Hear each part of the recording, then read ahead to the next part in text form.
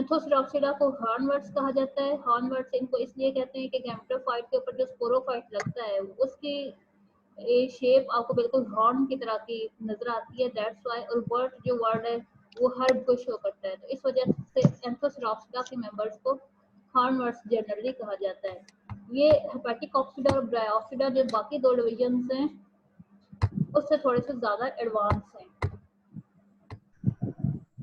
Characters, gametophyte highly lobed है और outline इसकी इरेगुलर होती है। आर्चिगोनिया और एंथ्रेडिया जो है वो पार्शली संकन होंगे गैमेटोफाइट के अंदर। अभी कल जो आपने पॉलीट्राइकोमा फ्यूनेरिया पढ़ा है उसमें देखा है कि एंथ्रेडिया आर्चिगोनिया बिल्कुल टिप ऑफ दी ब्रांचेस पे ग्रो करते हैं, जिसको स्पाइरली अरेंज्ड लीव्स ने कवर किया होता है। तो उस डिवीजन में बिल्कुल टिप ऑफ द ब्रांचेस पे ग्रो कर रहे थे एंथ्रेडिया आर्चिगोनिया। यहाँ पर गैमेटोफाइट के अंदर संकन पोजीशन में आएंगे, जिसकी वजह से प्रोटेक्शन का एलिमेंट इंक्रीज होता है। स्पोरोफाइट डिपेंड नहीं करेगा गैमेटोफाइट के ऊपर नरिशमेंट और प्रोटेक्शन के लिए। अच्छा, ये आगे एडवांसमेंट आती जा रही है ना ब्रायोप्सिडा में और एंथोसिरोप्सिडा में, उसमें सॉरी हेपेटिक ऑक्सीडा में स्पोरोफाइट टोटली डिपेंडेंट था गैमेटोफाइट के अगर ऊपर। अगर आप गैमेटोफाइट हटा देते हैं तो स्पोरोफाइट की डेथ हो जाती है, क्योंकि वो नरिशमेंट उससे ले रहा है, फोटोसिंथेटिक नहीं है। एंथोसिरोप्सिडा के मेंबर्स में स्पोरोफाइट इनिशियली अपनी early stages of the development में गैमेटोफाइट पर डिपेंड करता है, लेकिन जब वो एक लेवल तक मैच्योर हो चुका उसके बाद स्पोरोफाइट के पास अपना क्लोरोफिल है, अपने क्लोरोप्लास्ट है, जिसकी वजह से डिपेंडेंस गैमेटोफाइट पे खत्म हो जाती है। इसका मतलब है कि अर्ली डेवलपमेंटल स्टेजेस अगर कंप्लीट हो जाती है स्पोरोफाइट की, उसके बाद आप गैमेटोफाइट को नीचे से हटा भी दें, गैमेटोफाइट की डेथ हो भी जाए, तो स्पोरोफाइट डीजेनरेट नहीं होगा, बल्कि वो अलग से ग्रो कर सकता है। अच्छा, इसके बाद आप कहते हैं कि ये एडवांस कैरेक्टर शो करता है, बस वही स्टोमेटा इस पर डेवलप हो गए, क्लोरोप्लास्ट आ गए एपिडर्मिस में, जिसकी वजह से इंडिपेंडेंस आती है स्पोरोफाइट में। इसके अलावा एक इम्पॉर्टेंट कैरेक्टर कि यहाँ पर मेरिस्टेमेटिक टिश्यू आते हैं at the junction of foot and spore producing region. यहाँ पर सीटा नहीं होता है एंथोसिरोप्सिडा के मेंबर्स में। ये देखिए एक फुट है, उसके ऊपर डायरेक्टली आपके पास स्पोर प्रोड्यूसिंग रीजन स्टार्ट हो जाता है, कैप्सूल, दरमियान में सीटा नहीं है। तो इन दो थीका और फुट के दरमियान में एक रीजन है मेरिस्टेमेटिक रीजन, जिसको कहते हैं मेरिस्टम। का ये फंक्शन होता है कि ये सेल्स प्रोड्यूस करता रहता है, जिसकी वजह से ये स्पोर प्रोड्यूसिंग रीजन खत्म नहीं होता, ये स्पोर प्रोड्यूस होते जाएंगे और ये रीजन ग्रो करता जाएगा। एंथोसिरोस इसकी एग्जांपल है। एंथोसिरोस को डिटेल में देखें तो ये मॉइस्ट सॉइल पे ग्रो करता है, शेडी प्लेसेस में, क्रेविसेस ऑफ रॉक्स में। थैलस इसकी बॉडी है, लोड है, इरेगुलर या डाइकोटमस। डाइकोटमी आपको एक दफा पहले बताया था कि डाइकोटमी होती है कि एक ब्रांच डिवाइड करती है दो में, और जो दो ब्रांचेस बनी है वो फर्दर दो में डिवाइड करते जाएंगे। इस पैटर्न को आप डाइकोटमी कहते हैं। या तो डाइकोटमस ब्रांचिंग होगी या फिर इरेगुलर भी हो सकती है। लोब्स वेवी मार्जिन होते हैं, ये देखिए ये जो गैमेटोफाइट है कितना लोब्ड है और इसके वेवी मार्जिन है। यूनिसेलुलर ड्राइजॉइड्स मिलेंगे आपको, और इसके अलावा म्यूसिलेजिनस कैविटीज होंगी वेंट्रल साइड पे। म्यूसिलेजिनस कैविटीज फिल होंगी ब्लू ग्रीन एल्गी से, नोस्टॉक उसमें कॉमन एग्जांपल है, और स्टोमेटा होंगे dorsal side of the thallus पे। म्यूसिलेज ऊज आउट करेगा स्लिट्स में से। अब ये गैमेटोफाइट है नीचे जो कि हाईली लोब्ड है, इसकी लोअर साइड पे राइजोइड्स हैं, वेंट्रल साइड पे म्यूसिलेजिनस कैविटीज मिलती हैं, उन कैविटीज के अंदर ब्लू ग्रीन एल्गी सिम्बियोटिकली रह रही है नॉस्टॉक। और डॉर्सल साइड पे आपको स्टोमेटा मिलेंगे, जिससे एयर एक्सचेंज होगा, गैसियस एक्सचेंज होगा। और ये ऊपर जो स्पोरोफाइट है, अब ये देखो कि बिल्कुल हॉर्न लाइक इसकी शेप है, तो इस वजह से इनको हॉर्नवर्ड्स कहा जाता है।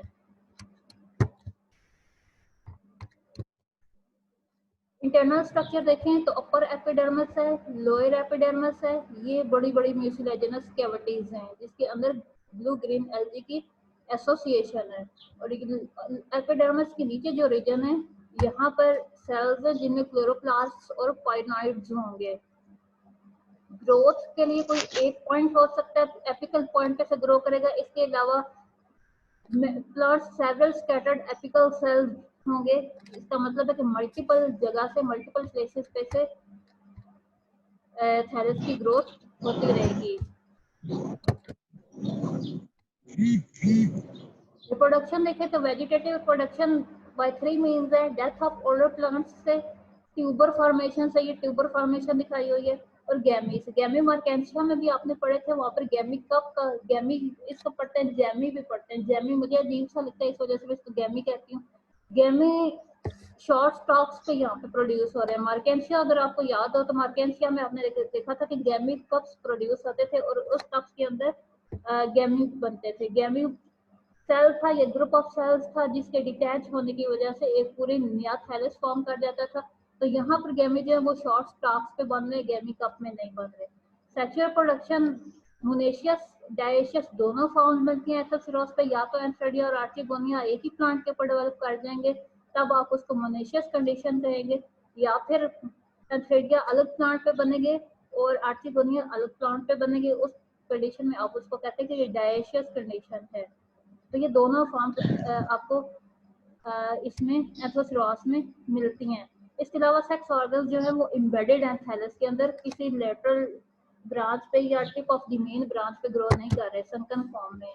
एंथ्रेडिया का स्ट्रक्चर देखें तो एंथ्रेडिया की एक स्टाक है, स्टाक के ऊपर एक ग्लोबोज स्ट्रक्चर है मेन, और वो one layer of the cell से प्रोटेक्टेड है, जिसको आप जैकेट लेयर कहते हैं। ये इसकी जैकेट लेयर, इसके अंदर एंड्रोगोनियल सेल्स की प्रोडक्शन है। ये चीज एंड्रोगोनियल सेल्स जो कि एंथीरोजॉइड्स में आगे मेटामॉर्फोस होंगे, और इसके अलावा ये पूरी कैविटी जिसके अंदर एंथ्रेडिया ग्रो कर रहे हैं, इसको 2 लेयर्स ऑफ द सेल्स ने प्रोटेक्ट किया हुआ है। 2 से 4 एंथ्रेडिया एक कैविटी के अंदर बन सकते हैं। एंथ्रेडिया ग्रो करेंगे स्मॉल कैविटीज के अंदर।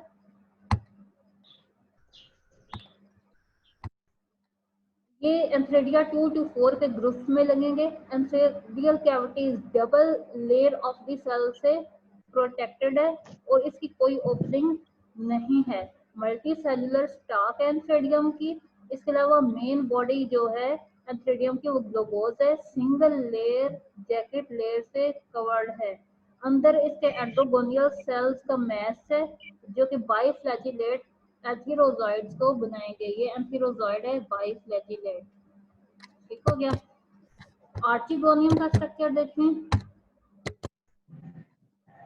आर्चिगोनियम बिल्कुल ये वेंटर है, जिसमें एग और वेंटर कैनाल सेल ने बनना है, और इसके अलावा ऊपर एक एलोंगेटेड नेक है, नेक कवर सेल से प्रोटेक्ट हुई हुई है। जिस तरह बिल्कुल जनरल करैक्टर देखा था ब्रायोफाइट्स में, बिल्कुल उसी तरह से है। वेंटर है, नेक है, वेंटर में 2 सेल्स की प्रोडक्शन है, एग की और वेंट्रल कैनाल सेल की। उसके अलावा नेक सेल्स हैं जो कि टॉप पे से कवर सेल से प्रोटेक्टेड है। रेन या ड्यू ड्रॉप्स की वजह से प्लांट्स की फर्टिलाइजेशन पॉसिबल होती है। That's why these are known as amphibians of plant kingdom. Antherozoids attract होंगे आर्चिगोनियम की तरफ कीमोटैक्टिकली, यानी by means of certain chemicals. Antherozoids enter होंगे आर्चिगोनियम के अंदर नेक कैनाल, नेक से। उनमें से एक एंथीरोजॉइड ने फर्टिलाइजेशन कर देनी है, जाइगोट बन जाएगा, साइज में इंक्रीज होगा वेंटर में, और बॉल सिक्रेट करेगा अपने इर्द गिर्द, ओस्पोर में कन्वर्ट हो जाएगा। अब इस ओस्पोर की जर्मिनेशन से आपके पास बनेगा स्पोरोफाइट। स्पोरोफाइट या स्पोरोगोनियम एथोसिरोस का देखें तो यहाँ पर 2 स्ट्रक्चर्स नजर आते हैं, फुट और कैप्सूल, सीटा दरमियान में नहीं है।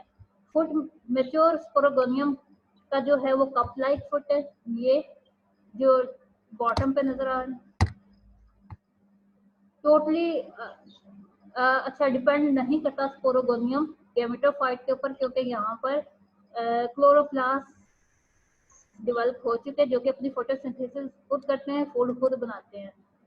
कैप्सूल जो है उसका स्ट्रक्चर उसी तरह से, दरमियान में कॉलोमिला जो सॉलिड पोर्शन होगा कॉलोमिला होगा, और आसपास इसके सराउंडिंग में होगा स्पोरोजिनस सेल्स जो कि स्पोर्स डेवलप करेंगे। स्पोर्स के साथ साथ इलेटर्स की प्रोडक्शन होगी। सबसे प्रोटेक्टिव वॉल्स हैं, आउटर मोस्ट एपिडर्मस है। तो यहाँ पर दो मेन स्ट्रक्चर्स नजर आए, कॉलोमिला जो सेंट्रल मिडल पोर्शन है सॉलिड, और उसके सराउंडिंग में स्पोरोसाइट्स हैं, स्पोर प्रोड्यूसिंग सेल्स हैं। ठीक हो गया। और स्पोर्स के साथ साथ इलेटर की प्रोडक्शन है। आउटर मोस्ट प्रोटेक्टिव लेयर को एपिडर्मिस कहते हैं। ऊपर से कैप्सूल बर्स्ट होगा, स्पोर्स जो है वो यहाँ से निकलना शुरू कर देंगे, स्प्रेड होंगे बाय मींस ऑफ विंड और जर्मिनेट करेंगे गैमेटोफाइट में। इसके अलावा ये एक मेरिस्टेमेटिक रीजन है जिसकी वजह से ग्रोथ स्पोरोफाइट की इनडेफिनेट होगी, ग्रो करता जाएगा।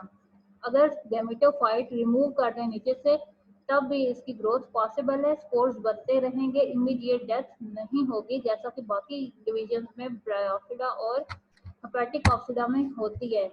टू रीजन की वजह से, एक मैथमेटिक रीजन की वजह से जिससे इनडेफिनेट ग्रोथ होती रहेगी, और दूसरा क्लोरोप्लास्ट की प्रेजेंस की वजह से जो कि अपनी फूड खुद प्रिपेयर करते रहेंगे।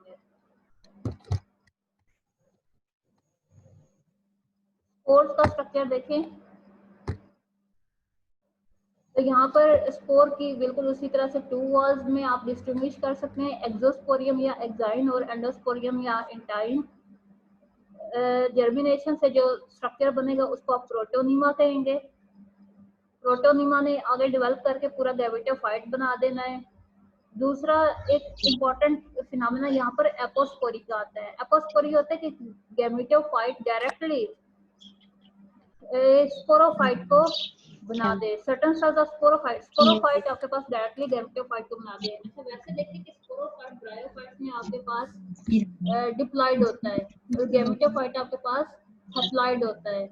लेकिन इस एपोस्पोरी में स्पोरोफाइट के कुछ सेल्स डायरेक्टली गैमेटोफाइट को जब बनाएंगे तो वो डिप्लॉइड गैमेटोफाइट्स बनेंगे।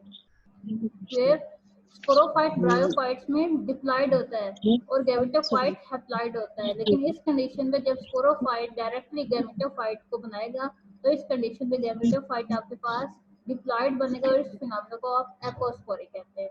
अल्टरनेशन ऑफ जनरेशन उसी तरह से है, गैमेटोफाइट और स्पोरोफाइट की एक दूसरे से अल्टरनेशन होगी। लाइफ साइकिल देखें तो ये एथोसिरोस थैलस दिखाया हुआ है, ये आपके पास कंडीशन दिखाई है मोनेशियस, यानी कि एंथ्रेडिया और आर्टिगोनिया इसी एक प्लांट के ऊपर ग्रो करेंगे। आर्टिगोनिया में एग की फॉर्मेशन, एंथ्रेडिया में स्पर्म की फॉर्मेशन, फर्टिलाइजेशन से ओस्पोर की फॉर्मेशन, उससे यंग स्पोरोफाइट डिप्लॉइड, इसमें स्पोर्स की प्रोडक्शन और फिर से हैप्लॉइड गैमेटोफाइट की प्रोडक्शन। यहाँ पर आपका ये सेक्शन खत्म हो जाता है।